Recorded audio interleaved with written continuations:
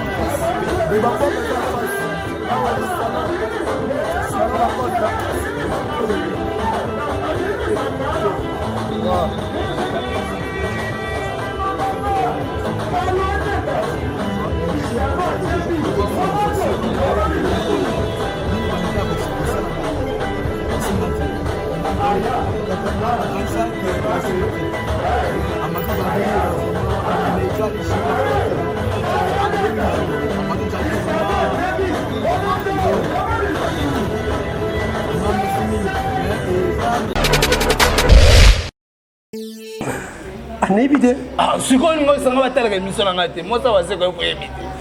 Moi ça karma pas. Ma karma pas. Moi ça manda. Tantine manda. Ah, tantine manda. Voilà. En fait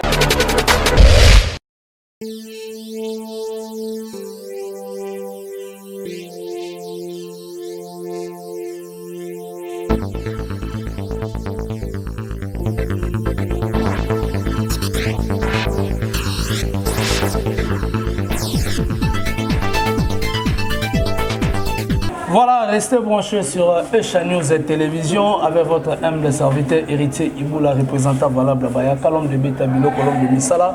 Merci beaucoup à Bande Rognon, partout dans le monde entier. Bonjour et bonsoir. Ça dépend de RO Borolanda Biso et place au Bozouami. En tout cas, les autres Beta Masolo, au Etali Marama musique, qui est solo là. 25 ans après.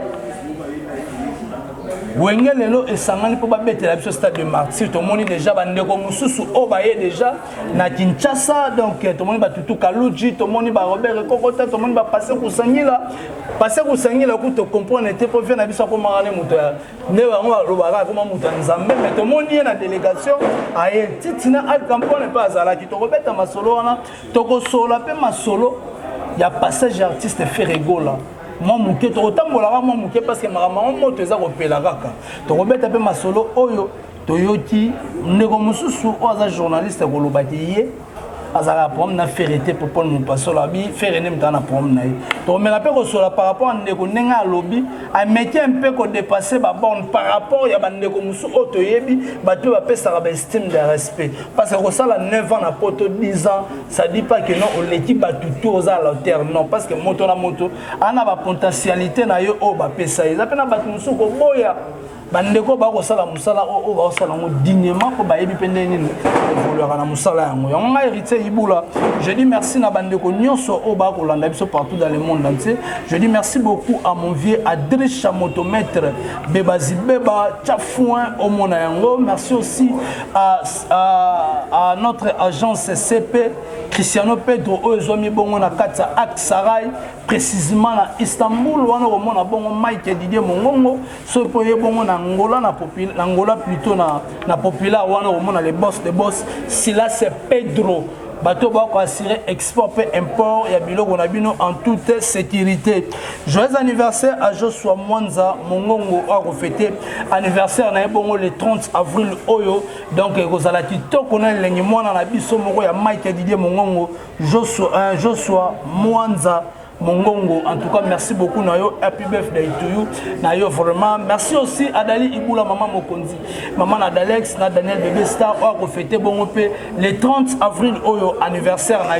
Merci aussi à restaurant Bisso Nabiso 5 étoiles et pas Venabiso Sims, Mike, Venabiso Sims, Bazalara ensemble, on a Eclipse Lomingo, drapeau de Lyon.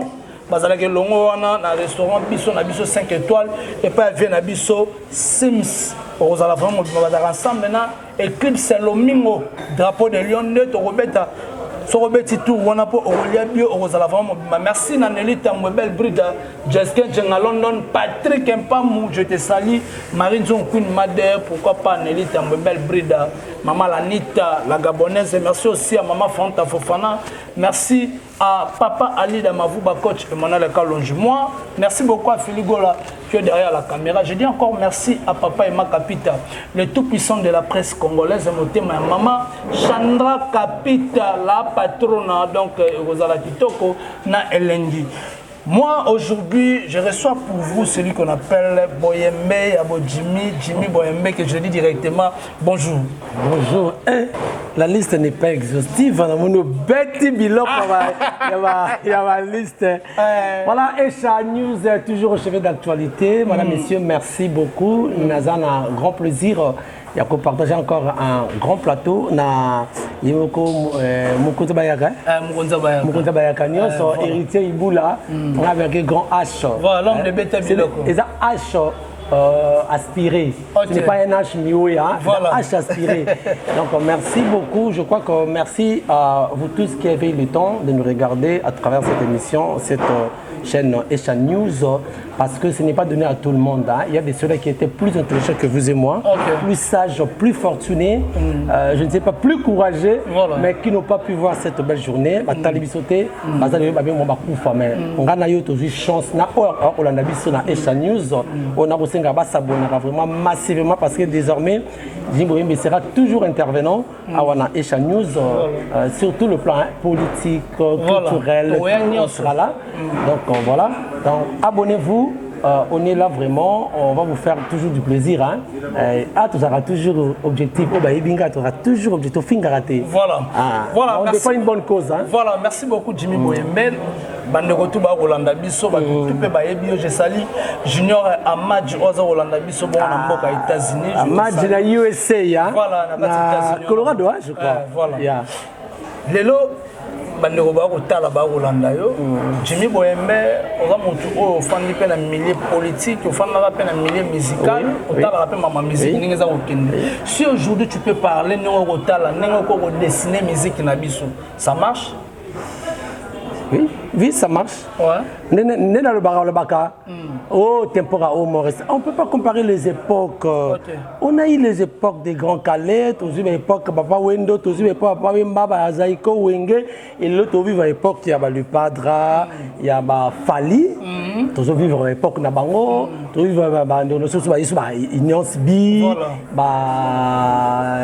comment dirais-je, Fabricaz, Babina Filé, on a fait un mot héritier. Ce gars à l'année vous comprendre que Babindombe d'avoir comprendre. Donc en fait on ne peut pas comparer les époques. Et ça n'a pas ce soir musique qui tite. Oh tempora, oh Maurice, oh le temps, oh le maire. Chaque période ezan na habitude nango. Oui, on peut reconnaître une certaine défaite ezali dans le sens que sur le plan contenu. Parce que la musique c'est la même. Sauf que le faire une rumba trap. Vous comprenez? C'est la même rythme. Mais le problème peut-être sur le plan il y a contenu ne mutoko la musique la biso et comme moi, il y a eu beaucoup d'obscénité dans la musique. Or, la musique et Zali sont agréables à l'oreille. En dehors, il y a ça. Sauf depuis Kenya. Non, vraiment parenthèse. Ceux qui ont fait le journalisme, on dit que la musique, d'abord, c'est un bruit. C'est un bruit. On a sur le plan, il y a rythme, il y a forme, mais pas les fonds.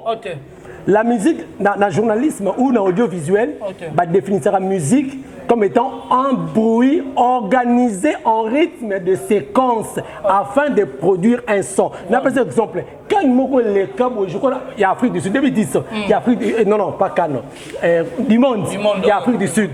Je crois 2010. 2010. Publicité modèle Koleka. Je suis allé pendant qui, comment Abetibe. Des petits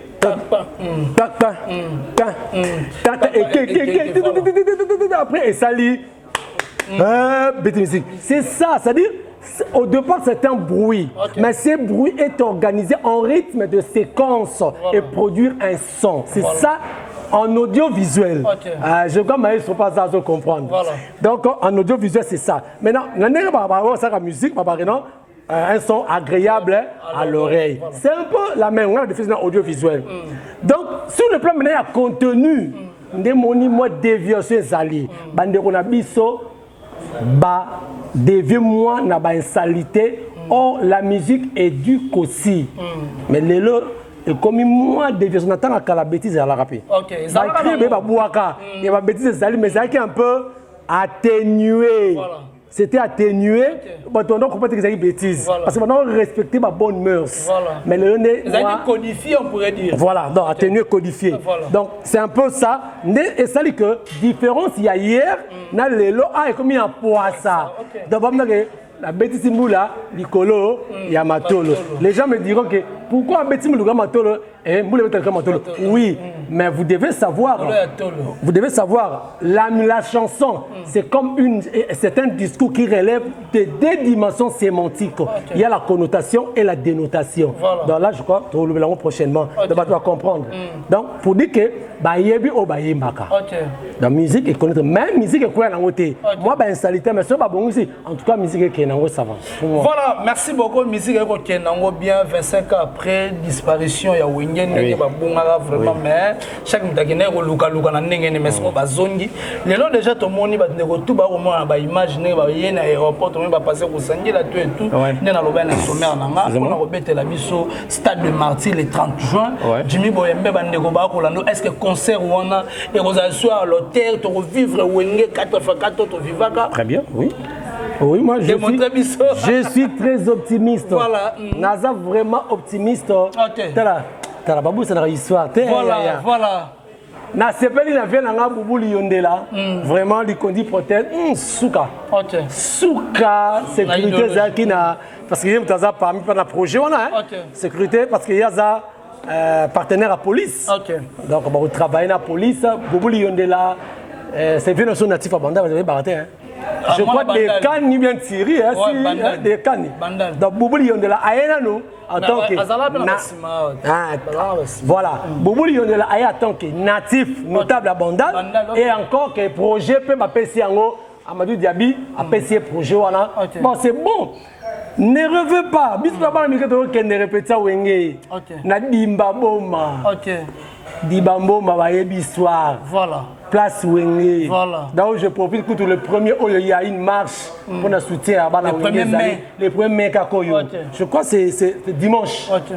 C'est dimanche. Donc marche de soutien, itinéraire Rezali. Donc peut-être on se retrouve dans la suite. En fait, itinéraire en marche n'est Rezali là. Donc tourner par exemple pour retenir la Wenge. Ils sont arrivés hier au Bazarana Poto. Ok. Bah il y a lobby, il y a eu absence de quelques personnes pour expliquer pourquoi. Voilà. Mais ces concerts et aussi ça sera, moi je suis optimiste. Ça sera une réussite totale parce que Troyoka ba nostalgie. Ok. Oh ba yembela biso da Dempoko, ba yembela biso ba Mulolo, ba yembela biso ba Nikide. Mais ça dit toutes ces chansons là, tu revivre. N'oubliez pas que Wenge était à la base il y a dislocation même il y a ma famille. Voilà. Parce que Wenge le Kabwanaki. Partout et comment qu'il aura et comment que certains phénomènes sociaux na ba société comme ça so kabani bobani Wenge Panzani. Wenge Panzani ouais. Bon na ba église. Na église wa Wenge Panzani. Wenge Panzani ba église de la bandala. Na équipe ote Wenge Panzani. Na équipe Wenge Panzani. Libala Wenge Panzani.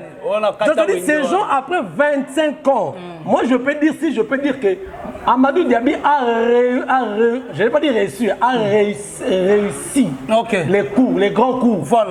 Beaucoup, Ozaki, mais Simbati. Peu importe, les gens peuvent dire qu'il y a eu quelqu'un derrière lui. Là, on n'est pas là. Voilà. C'est ça la réalité. C'est-à-dire, Bayana Bissowana, Otono, Toadora Kala. C'est Ribles comme ma grande sœur, c'est un concert en télé. C'est-à-dire, tout revivre un moment merveilleux au Wenge Salaka. Ça serait une réponse. Maman Amadi a quoi vous appelez tout le monde. Les gens qui disent qu'ils ont aussi battu parce qu'ils n'ont pas été choisis par exemple. Alberto Soki, ma pony qui ngate, et ça a un projet de volume.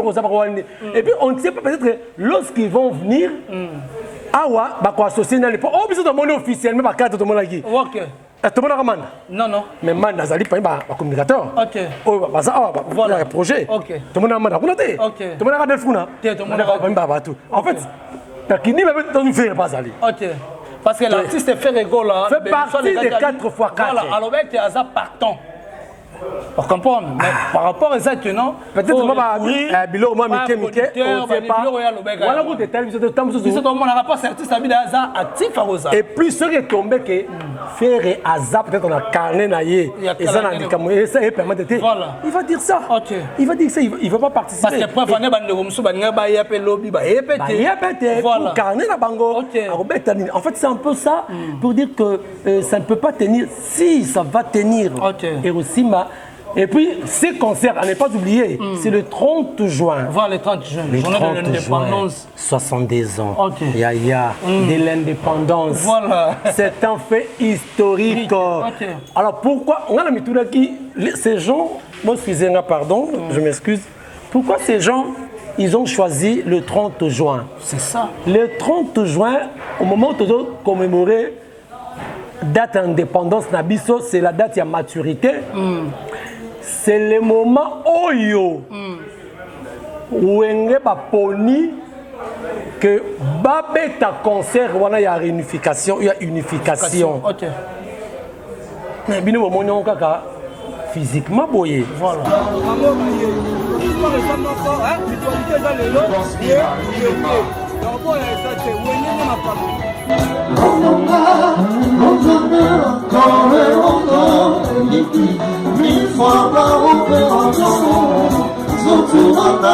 Je confierai ton cadeau, ton bagage, et ton salaam dans les yeux.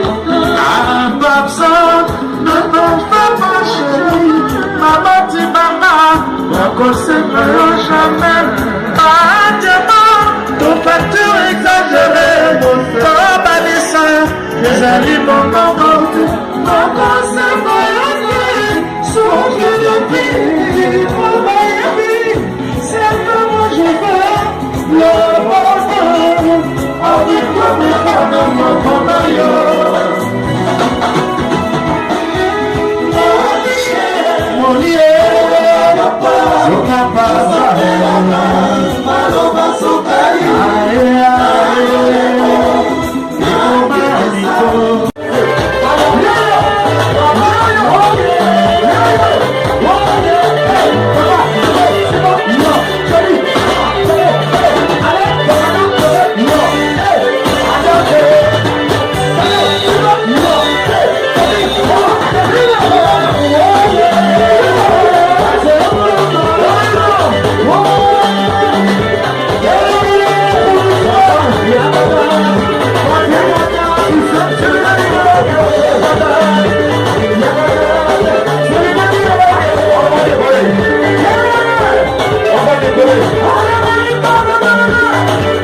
Attachez vos ceintures. On va décoller.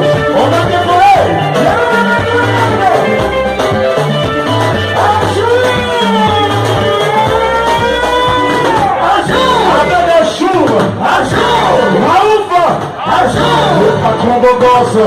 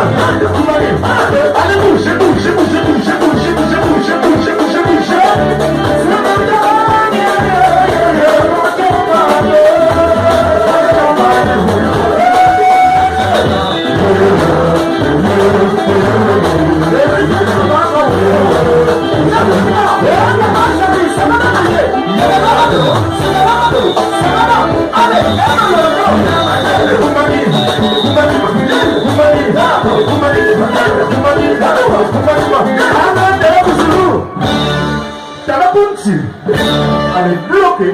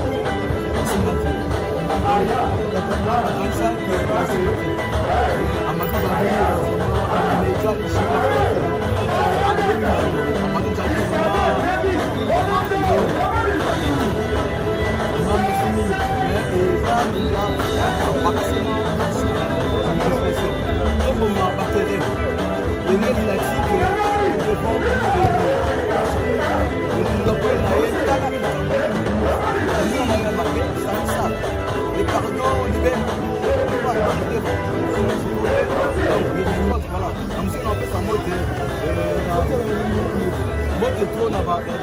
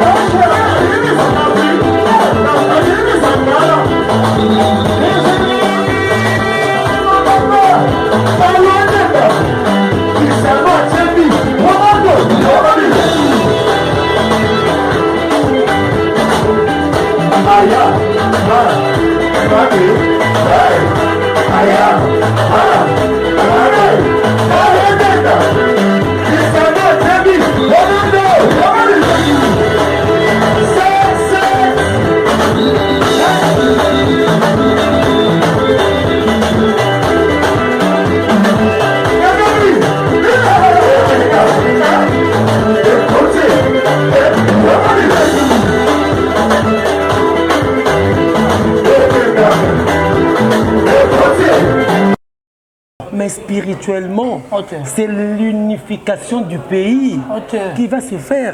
La divergence, la différence entre nous, na église, na politique. Pourquoi pas l'unité dans l'est du pays? Parce que concert Wana, il y aura des participants qui viendront. Peut-être il y aura lever les rideaux, ça je suppose un peu. Orchestre, non, mais mi biso na angle na soki eza ke barozo ba orchestre pona yo barozo ndeti ba orchestre. OK, on a proposé boy. Parce que c'est un concert de l'unité et de l'unification du pays, non seulement des orchestres. Tout le monde c'est la musique parce que musique ils ont la couleur té. Voilà. Biso de peut-être le football. Na kata football ezalaka imanezalaka mais l'équipe nationale est bête à Sanganaka. Voilà. Coloration à la raté. Wengene va sangana na mito c'est l'équipe nationale. C'est-à-dire eza nini moko boye orchestre moko ba ndima ba vena bango ba kota ba mesikate bango na bango mais ba imposaka. Voilà. Le lotomoni n'engezo que les bons chic bon genre n'enga pesi bon chic n'enga bon genre bon qu'est-ce que alors les lo wenge les ba beta c'est l'équipe nationale beta. On a préféré Bazoaba. Ce que ça dit derrière, sur la politique, parce que la musique relève de la dimension politique. Oui. Oui. Mais oui. La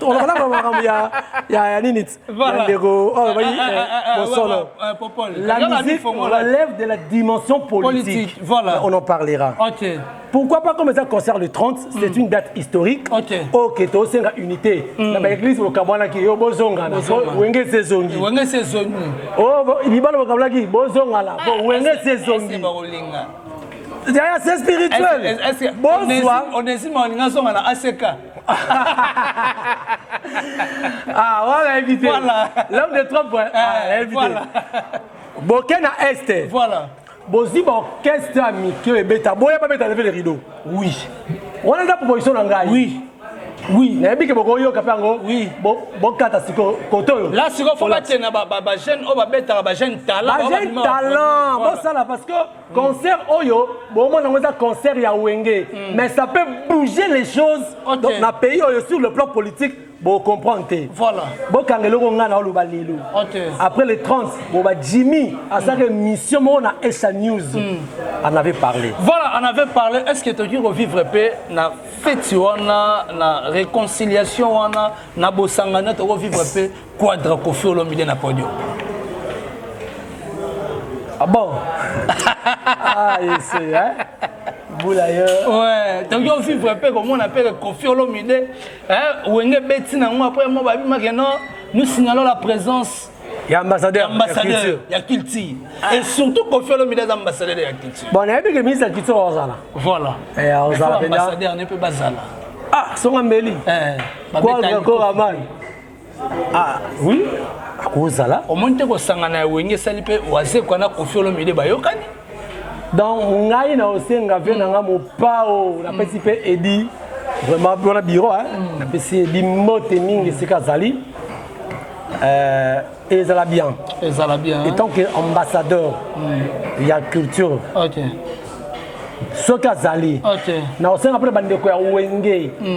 Ce qui veut mo pao, alinga faire partir à honorer bien le concert wana pour personnaire azala. Surtout parce que bino eza l'unité. Comme personnel akobeta na été na aroza pour honorer bino et ozabi mabete. Muto pa nga rozala à l'honneur à makase nga la personnel veut beaucoup papa wemba. Beaucoup. Ah les 24 ans na rata kinde soirée na e. Mais ça continue un grand hôtel. Ils ont continué à matonga ta na matonga qui ne peut fandi aux moins 10 minutes de silence. Ouais, ouais, ça va bien. Viens benda. Ta intergénérationnel. Voilà. Merci beaucoup Jimmy Boyemba. En tout cas, tu vas en parler pour l'histoire. On a eu un fan de la Ramato Kota Babronche Belé. Jimmy Boyemba, l'artiste Kofi Olomide en Belgique. Pour des raisons, à l'objet de voyager pour la marmotalité culturelle, la marmotalité culturelle à Moka, tu éviter, c'est pourquoi tu vois que Babandeko, qui est en Barozon, on est informé. Est-ce que c'est important parce que tout le monde est Prince Bakali, tout le monde est Merveille Rambo, tout le monde est Tila Tilesi, au Bazabo en Belgique, mais tout le monde est Kissinzora, à la ligne Mbetu, à Kolela.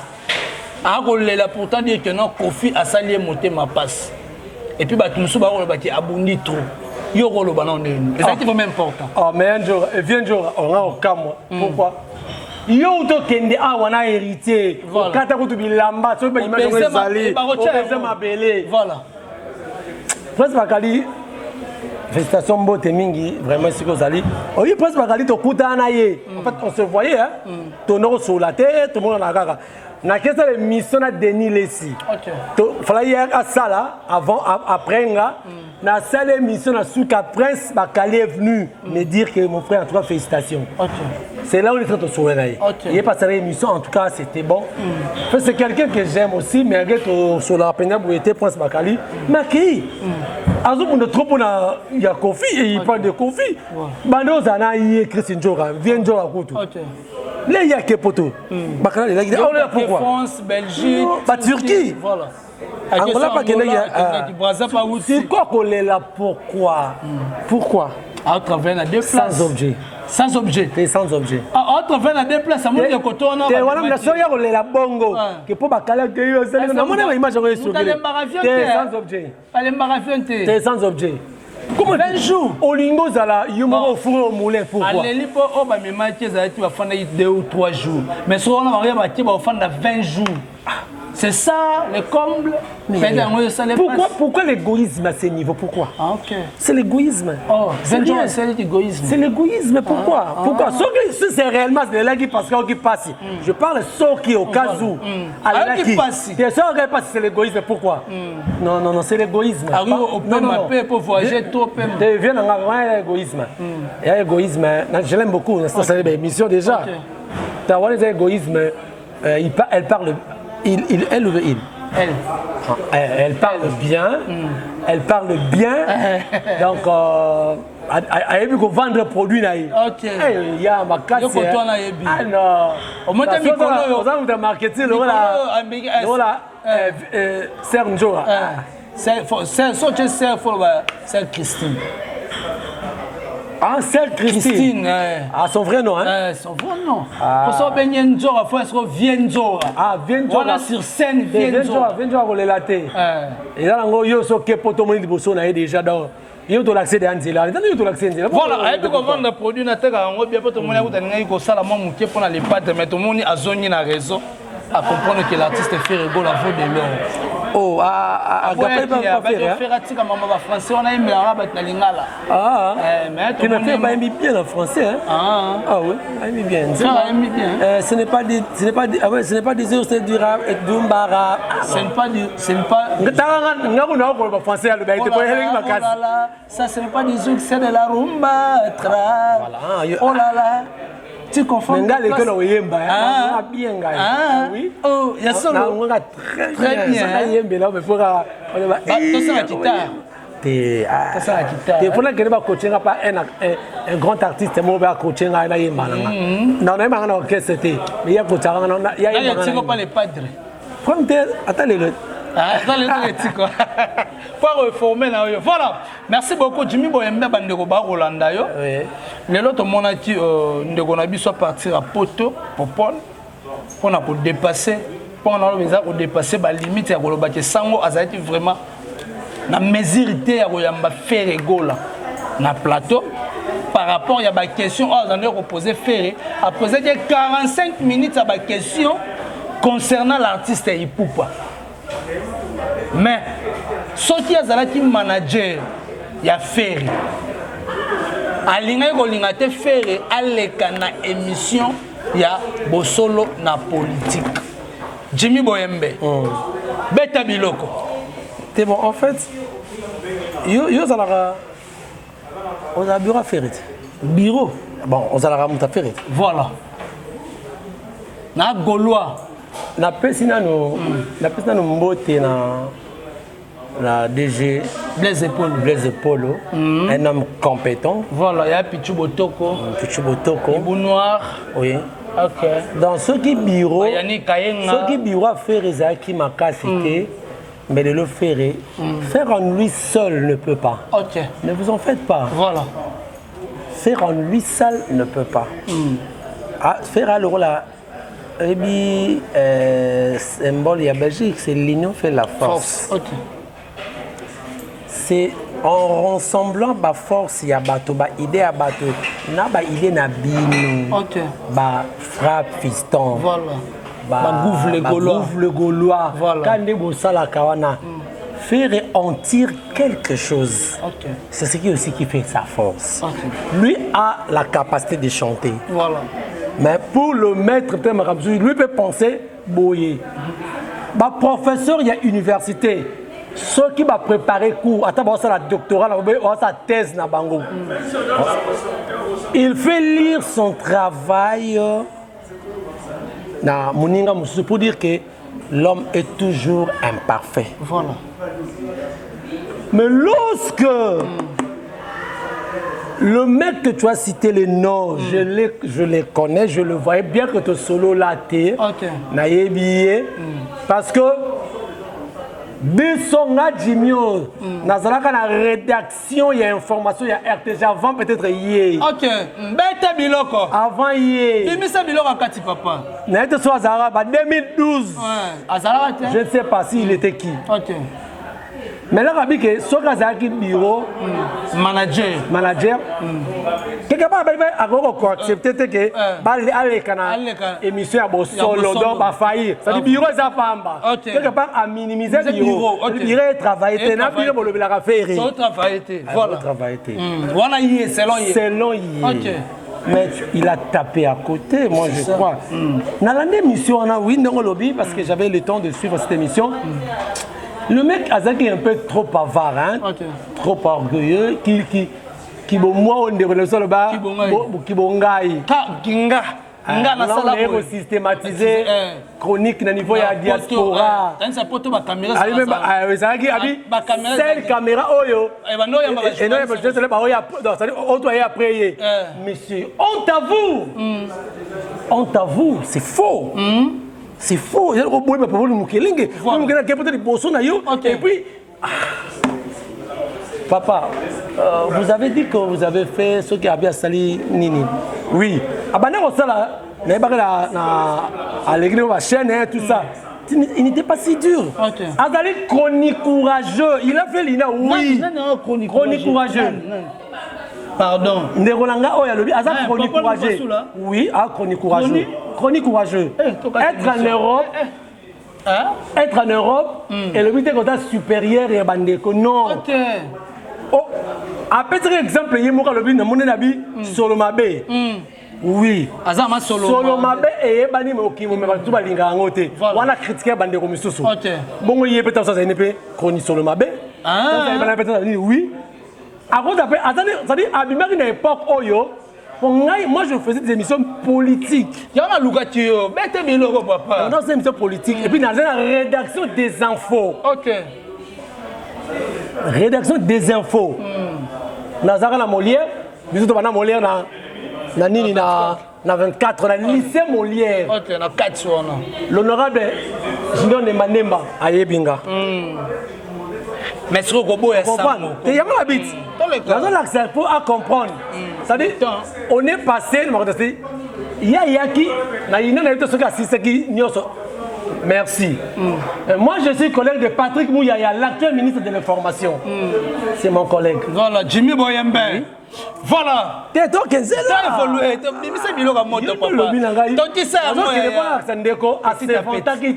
Voilà. Pour dire que les agentités. Ok.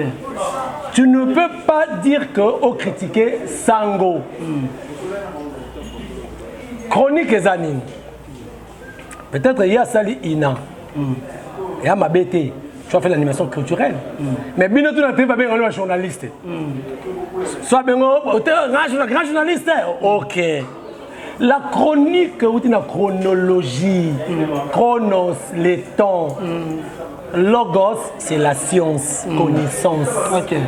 Ça veut dire, c'est en grec, hein? Ça veut dire quoi?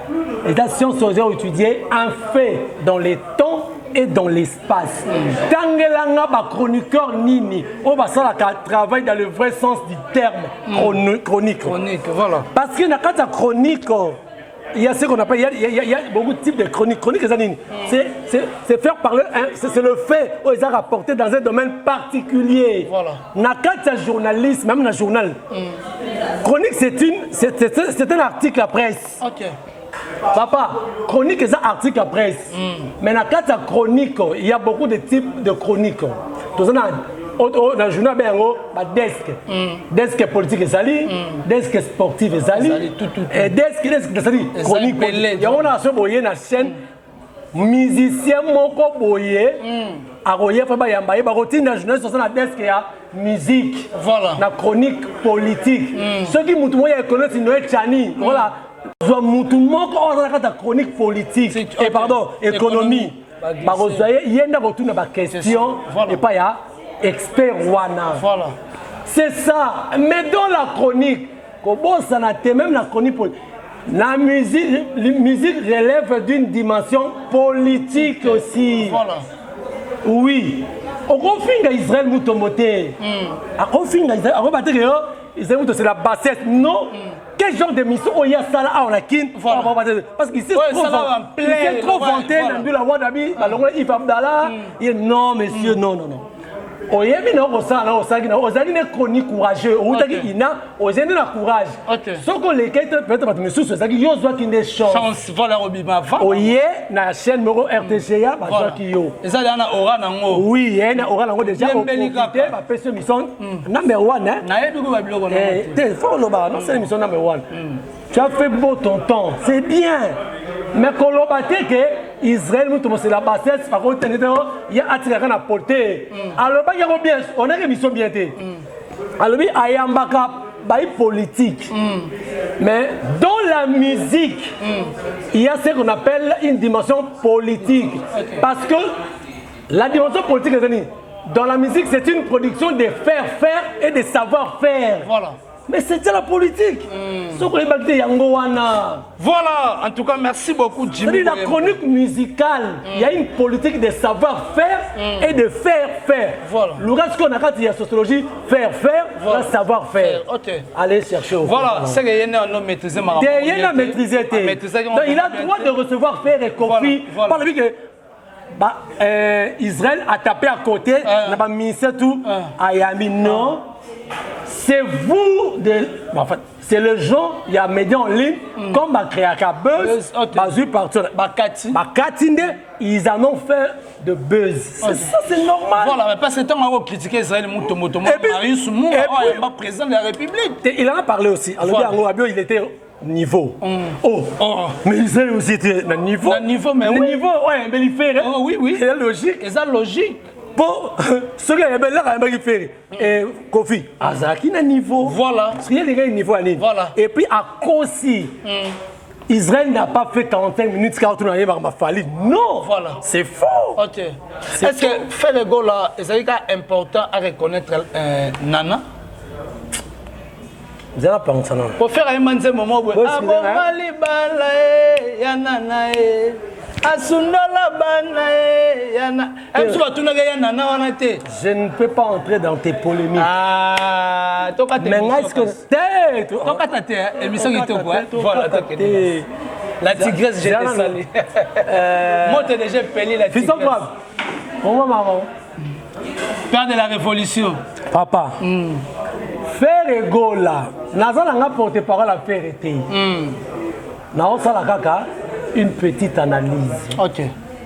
Par rapport à ce que tu as dit, à l'objet.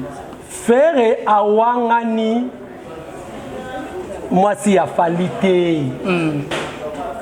Na tout la batte. Fiston, vous avez vu comment président, moi si a président des États-Unis. Joe Biden. Moi si oui, bien été. Moi, ça président JB. On ne va pas tout dire. Bon, tu as moi aussi un premier ministre. Naïbiété. Oh, ça va nous connaître. Oui, naïbiété. On va tourner sur moi aussi. Il y a président assemblée nationale. Vemboso. Vous dites pas, moi aussi. C'est naïbiété. Ah bon, aussi. Oh. Ah, moi aussi. Ah, moi, place sur la terre. Ah, il y a pas naïbiété. Naïbiété. Vous avez ignoré. Bande ko bole rasu l'émission na répété. Pour aboy ko reconnaître moi ça me le compte. On a bien été. Non les gars tendez. Vous comprenez nango? Papa. Bon, Zela gas. Natanga sumtu mususu. Natanga oboya te. Oboya te. Moi ça vient sonner. Demain Sylvain. So moi ça va c'est quoi? Ah, si on a ça va telle émission en été. Moi ça va c'est quoi pour éviter. Moi ça karma pas. Ma karma pas. Moi ça manda. Tantine manda. Ah, tantine manda. Voilà. Moi ça Marie-Paul. En fait, n'est plus de. Sur ton thème. Moi ce qu'on a boy bango. Tu as boy. On appelle un grand et nana bassesse. Non. OK. Voilà. Là c'est une réponse. En fait, on a fait cette moi comédie yo. Voilà. C'est pour montrer que c'était pas important. OK. On va chuter encore. Oh my god. Voilà, tu même sur la souka les temps. C'était pour montrer à la personne que c'était pas important na faire ego là. Je ne suis pas son porte-parole. OK. À répondre Kaibi moi si yana non. Aye Baïté. Lui a reconnu la valeur artistique il y a la personne. C'est ça le plus important. A fingiété vocal ino sepelango ya ndekonayo fali. Ah, tout cas, c'est belé, il y a bien. Mais c'est ça. Mais c'est ça de valeur. Voilà. C'est ça qu'on fait. Neko, ne te crois pas que c'est super. Parce que vous êtes en Europe, non. On appelle ça en Europe, bon, on ne sait pas. Mais vous n'êtes pas super. Nous vous apprécions, c'est bien. En Europe, au Sali. Oh, yo Sali. C'est mon tour au porteur au Sali, au porteur au Kotana. Alors ça, les prêts mais tu as eu ton temps. Mais avant toi, il y a eu des visiteurs qui sont Salaka. Il y a eu des Salaka Bango, on va gagner peut-être des choses. Et là, on m'a dit, il ne faut pas t'enorgueillir. On va non. Non, oh, Crésogi. Non, papa. Tika. Faire un fait ce qu'on a sur habité. Qu'il n'est qu'au temps la figure de style nayo. Revois ça. Ça l'émission, quand tu es sur ta conférence. Benga tout ça là ce débat. Voilà. À ça ce qu'on appelle la litote. Ah bon? Ah, Popol, ok. Expliquez yo. Té, bomba. Na bomba. Yemoro akende ko luka litote comme rhétorique. OK. Et la gisi nini. Voilà. Donc Ferré n'a fait qu'une litote. Ok. Voilà, merci beaucoup. Tu as vraiment la soupe. Donc, après qui n'était, hein. Voilà. Débat ici, voilà, débat ici, là, émission mo kitoko ba tu ba tonye belé ba ko tala na mboka États-Unis. Ba ko tala na Montréal plutôt ba ko tala en France, ba ko tala en Belgique. Je salue mes frères, mes confrères au Babon en Belgique. Na pesi ba mbote prince bakali qui là qui laisse to ligné bino mingi en tout cas. Pas bonne chance na bino to comme na suka. Ba remerciement na bande ko balandi na numéro. On veut dire ça là. Ah kasi ko veut dire. Mais to comme na suka. Donc on veut dire venir mon pont. Voilà. Ba numéro et puis na bande ko balandi. C'est juste pour amuser les galeries et la galerie. OK. Il y aura de moi avec les galeries, oui, n'a plus rien, les galeries pluriel. Merci beaucoup. Nazali n'a plaisir de partager plateau Yonan de Rolangai. Ibula, Mouya, Nzambe Bayaka Nyos ya Congo. Représentant Fala Bayaka. Donc Nzambe Bayaka, Nzambe Bayaka Nyos ya Congo. C'est Ibula. Merci parce qu'on peut se l'opportunité. Tu finis moto. Tu as moto. Tu as recadré comme ça. Attends, peur de la révolution, fiston, faut que tu aies la sous-émission. Aïe. Tu as comme la sous-émission. Ah, non, Hollande. Tu as comme la sous-émission, message ni. Au gagné mouté maté côté. Tu as comme la sous-émission. On a le bani. Tu es bien. Oui, bien anité. Voilà, merci beaucoup. Un message dans la voilà. Message très bien. Ngala sisi na ngai bandeko balandi merci na plaisir na Ibula no ya Mbakinga. Merci na bandeko nyonso en tout cas Esha News qui top. Na sepeli pour ça la koma na ngaka bo ce ça mais pas poussa la raté. Ngana ko longola tuté Ibula zakaka. Vous fait azakaka mais ba poussa na fan. On aura place. Et on est tous ensemble, on est là. Oui. C'est dans l'unité. C'est dans l'unité que c'est dans la lumière que dans l'unité que l'unité donc comment j'ai la lumière dans l'unité que j'ai la lumière voilà. Voulais-je dire merci de votre réunion sur voilà ninga vraiment numéro nga contact ezali numéro ezana sewana pesa numéro pesa numéro plus 243 89 89 513 42 donc plus 243 89 89 51 342 c'est mon numéro personnel à WhatsApp. Vos remarques et vos suggestions seront toujours les bienvenues. Donc, Nazana Boufingangate, Solito partager encore Nabinum, je suis là. Voilà, merci beaucoup Jimmy Boemen, nous on invitation dans merci beaucoup Fiston Fop voilà, merci beaucoup notre ligne Fiston Fop to la souk émission. Souk avant émission message pardon. Message nous peut s'habiller. Non, message est là que tu as la Gaulois, gladiateur et puis tu as la distraction. OK. Tu as la distraction, tu as la concentrer l'album. OK. Tu as la concentrer l'album. Oh, nous c'est de répondre et te répondre. Nous la défense et sécurité. Voilà. Si vous mettez débordé, tu n'as pas tout recadrer. Voilà. Mais je crois que tu as recadré tout le monde. OK. Alors tu as un objectif nabiso. Voilà. Il y a dynastie. La promotion voilà. Donc tu as la distraction, tu continues toujours que sommes artistes nabiso, tu as la top vente nettoyer. Et plutôt que la YouTube et ça la biso bien. Donc on a qui pour la sensibiliser mais à quand clip a généré parce que tout va commencer. Donc clip a généré déjà courant la semaine prochaine. Le week-end au bête de semaine prochaine pour générer des heures Robert partout dans tous en bande ko na mo ba uti matadi balobi matadi tombe dynastie ne makambo abi dynastie et bouleverser ba donner quand le lobi que non to bima vraiment la distraction et rozala vraiment bien bande ko to continuer promotion plutôt zonga ko somba artiste na Amazon net parce que mardi tu as na 10e position na top 100 c'est déjà bon mais tu remonter les sous net aux alaki ko sala kitoko vraiment na eleni. Merci aussi à notre gérant héritier Fumu donc na kata mon Afrique awa donc ko sala kitoko na eleni na moni que a 8 tenté azati mo likolo a elinga pe papier te o senga to annoncer parce que numéro héritier na 489 numéro ya gérant te ezana elo mo ba organiser awa na mon Afrique ba organiser Miss Bandal donc ko banda kala mingi te ba ko recruter ba fille bako recruter ba fille Miss Bandal. Miss Bandal en tout cas bête moi rapide pour to comme na suka émission donc na bandeko to ko na bana Bandal nyoso bana mikili bana Bandal bana mikili na ba o balongwa Bandal ba soutenir Miss Bandal et puis na bana o ya Bandal ba koma na masina pardon minza on a kindekite makambo nalobaki par rapport ya wenge ya marche wana nalobeli te itinéraire ezali place wenge na Lubumbashi wana bayeti mama kone bakoti kumadeko ntiri bazongi bakei prince savubu bakei tibangu Beverly bazongi chute ezali pa na Lubumbashi na toison kota toison wana lesika makambo tout ekozala donc voilà quoi dimanche le premier parce que toza génération wenge kozala wana po sala kitoko na Eleng. Merci aussi à Elvis pour l'assistance, pourquoi pas Félix Gaulois. Merci aussi Madera Nabiso Moko, en tout cas merci beaucoup, non, je t'aime bien. Merci aussi à la Tigresse, pourquoi pas Fallon et Congo. Merci à Bandego Touba, la Nibiso Fiston Frappe, tu as commis vraiment la soupe. Merci à Jean-Paul Binda Mastaki. Voilà, Jean-Paul Binda Mastaki. Merci à maman la joie d'Yakese. La joie d'Yakese, merci. Merci à maman la Nita, la Gabonaise. Merci à Jessica Djeng à London, mère double, maman Abeden, maman Béatrice Moutombo, à mon vieux. La joie d'Yakese, le vieux Kabiscofil. On a les boss des patos qui font 5 étoiles. Voilà. Voilà, merci beaucoup. Tu as moi, message à Mouké pour Miss Bandal.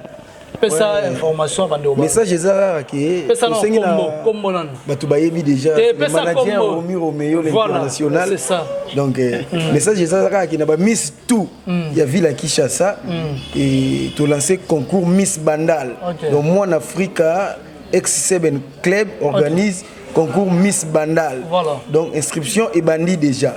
Inscription est simple, des photos passeport. Na 3000 francs. Voilà. Vous voyez, on a Kimbondo, na X7 bar chez moi en Afrique. Vous voyez, on a l'inscription. Normal. Pourquoi Bana Bandal? Bana Bandal, tu n'as bien. Kinshasa Mobimba. Ah, vous êtes Kinshasa Mobimba. Ah, c'est ça. Oh, biso fo mezaka ke atusoza na commune nzala na ndika Miss. Miss, mais yo yaka rande. Voilà. Mais yaka na des photos passeport na yo. Oui, na 3000 francs na yo. Donc numéro contact ezali plus 243 89 42 94 884. Donc on a un moko manager Romeo puis gérant ya moi en Afrique. Voilà. Attends, tu amené na Roya. Miss amne na basina mibale te basika bon so bata système baekas so bata système ne sikana ebika demula inde mzaka mta système voilà pona ngai to mona ni sorti nzambe azongi nanu te bye bye